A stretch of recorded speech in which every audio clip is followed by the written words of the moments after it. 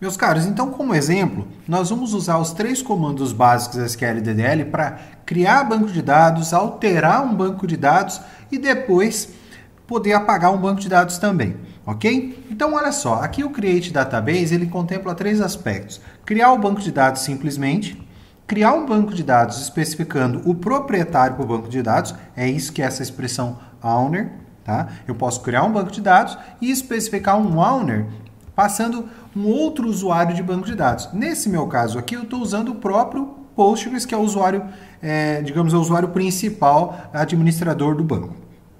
A outra maneira é eu criar o banco de dados e especificar um table space. Um table space é um local de armazenamento do meu banco. E isso é bem interessante quando eu tenho mais uma unidade de disco rígido e eu quero especificar que um banco de dados, por exemplo, ficaria em uma outra unidade de banco de disco rígido. Então eu crio um table space nesse outro disco rígido e eu posso criar o meu banco lá dentro dessa unidade, ok? Mas nós vamos criar de uma maneira mais simples agora, vamos apenas criar o banco de dados. Então vamos lá, Create Database IFPR 2016. Beleza? Contra barra L e tá ali, ó. IFPR 2016. Foi criado o meu database. Puxa, mas eu criei esse banco de dados com o nome errado. Por exemplo, me enganei. Não era para ter sido IFPR 2016.